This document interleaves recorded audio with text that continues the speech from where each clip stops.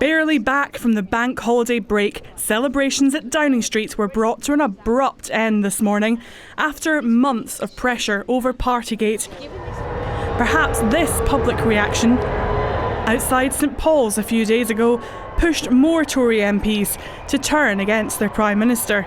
First thing this morning, the threshold was reached and a confidence vote was announced. Our rules say it should be done as soon as is reasonable in the circumstances. It's in line with recent precedent, and I think it's good for everybody to get these things out of the way as quickly and efficiently as possible. As MPs returned to Parliament, Boris Johnson wrote to them, urging them not to bin him. Most of his cabinet have declared support, including the Scottish Secretary. And does the Prime Minister have your support? 100%. Really? Absolutely. Douglas Ross was one of the first to call for Boris Johnson to resign in January. But by the time of this conference in March, Prime Minister Boris Johnson.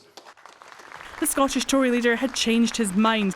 He said because of the war in Ukraine.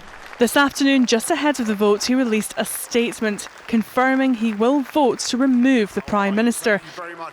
He says, having listened closely to people in Murray who re-elected me to represent them, and from many people across Scotland, now that this confidence vote is upon us, I cannot in good faith support Boris Johnson.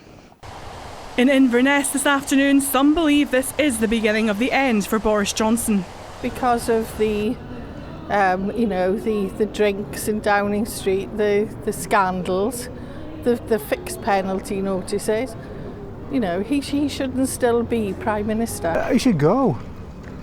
Because once you've lost credibility, whatever other decisions you make in the future, they're not really credible. He's doing a good job, he's not doing bad.